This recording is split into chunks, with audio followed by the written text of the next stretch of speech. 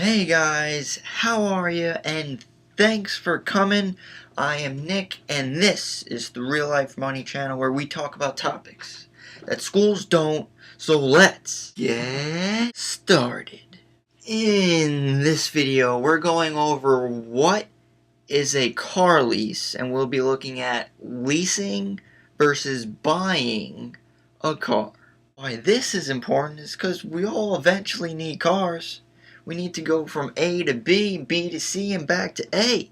We need it for school, we need it for work, and whatever you do. So we'll be looking at what a car lease is, comparing it to buying a car, and looking at some pros and cons of both. And at the end, I'll be giving you my opinion of which one I would rather choose, whether you like it or not. So there are a bunch of people out there with financial calculators and doing all these equations to find out whether leasing or buying is better. I'm not going to do that. I'm going to keep it simple for you guys, look at the pros and cons, and help you out so you could have a decent understanding of what's going on.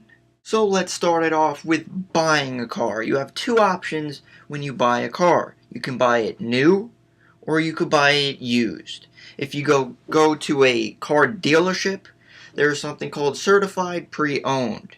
That is a lot of big words and wasted space for saying it's used.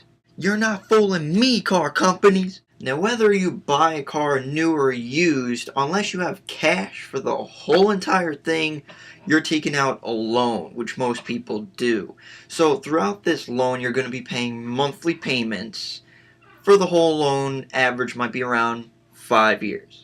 Fun fact for you, CNBC actually found that people are spending a lot more on car loans for a lot longer period of time. The average car loan is $30,000. Average payment is $500 for over 5 years. So people are still saying they're broke when they're still paying these large numbers, yet I diverge. So when you pay this loan off, the car is yours outright. Congratulations.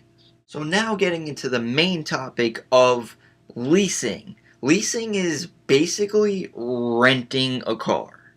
When you lease a car, you take it and drive it around for an average of 3 years. Then at the end, you trade it back to the dealership and essentially start the whole process over again. So if you want another lease, you get another car for another 3 years, and so on. So at the end of this lease, you can do like what I just said. You could lease another one, or you could simply buy it outright from there. Now, similar to a car loan, you still have monthly payments every month. Looking at Huffington Post, they said the average is around $400 a month. Now, most people are actually leasing cars. They're able to get a newer, more expensive cars, and sometimes it's actually less than buying it. Now, this is kind of the new normal. If you see a nice car on the road, chances are it's probably a lease. Now, this doesn't mean that this is a right decision. Normal people are broke. I don't want to be broke. Now that we know the basics of leasing and buying, let's actually look into the details with pros and cons of both. So, pros versus cons of buying a car. If something happens to the car, it's yours or it's going to be yours. You don't necessarily have to fix it. If you hit a dude on a bike, you get out, make sure he's all good. But then you don't have to necessarily fix the dent from his head. Know that you'll be driving around with a dent in the side of your car like a bruised rib. So whether you fix that or not, it's up to you. If your door is hanging off, you could let it hang. I would suggest not to do that. The next thing is you could add to the car. Since it's yours or it's going to be yours eventually, you could add an automatic start. You could tint your windows to impress Deborah at work. Impress the hell out of her. This is because you continue to have the car. At the end of the lease, you give it back. So anything you added to the car, whether you could actually do that or not, there might be fees, you don't have it anymore. It's kind of wasted money. Now, big pro to buying a car is that once you pay it off, it's yours. There's no more payments after you own it. That $500 a month, you could use that. Use it to pay down some debt. Use it for trips or vacations. Or even save it. God forbid that. Now, kind of a big con is that you are investing in a depreciating asset. That means as soon as you drive that sucker, that price or value of the car is dropping faster than that kid Charlie in 3rd grade gym class. Oh, Charlie. Nice kid. Hard head. Now, the longer you have this car, the more miles you get, which kind of leads back to the dropping in price. So, as you hold on to this car, it gets old. It's not as new as other people's cars. It could start having problems with it, maybe breaking down even, and there might not be any more warranties. A good thing is that if you want to sell it, you could sell it privately. I mean, you could sell it to a dealership, they'll give you less. If you want to sell it privately, you could still get something for that car. So you could use that money to do whatever. If you want to make another purchase, maybe a down payment on another one.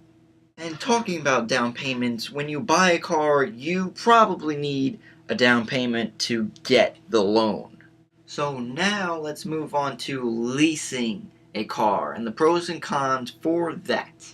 A pro is that you're always under a warranty. If your tires blow out, I don't know, your trunk doesn't close, some electronic issues, the dealership will help you out. Another pro for leasing is that you have a new car every 3 years and you're looking hot. A bad thing is that you're always having payments. During your lease, you're having monthly payments. At the end of the lease, you get another lease, and you're having, again, car payments every month. And this kind of happens forever if you continue having leases. Kind of another bad thing is that you have to estimate your mileage during the lease. So if you are estimating, you kind of have to guess how many miles you'll drive in that lease term. So let's say in 3 years, you think you'll drive 30,000 miles. If you go over that, there are fees involved.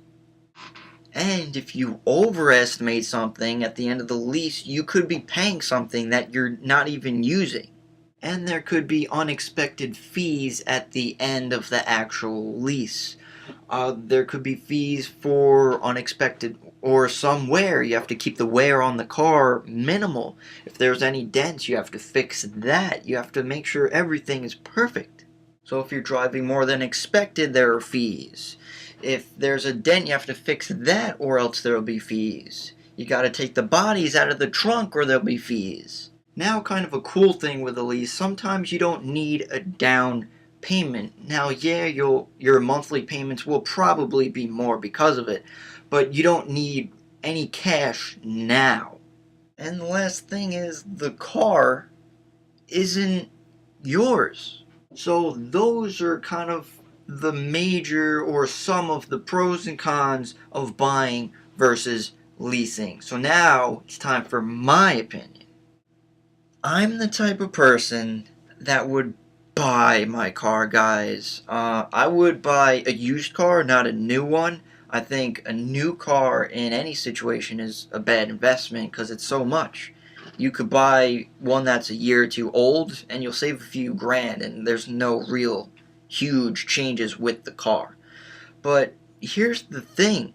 When you pay off that car, it's yours and there are no more payments afterwards. Yeah, it's going to be a little bit older, but that's a lot of money saved every month. $400 or $500, you know what you could use that for? That's what I would personally, why I would buy a used car rather than leasing one. Now, of course, you could think differently. Look at the pros and cons for both. Let me know what you think. So, thanks for watching, guys. Hopefully you learned something about car leasing and buying versus leasing, because I know school's not teaching this.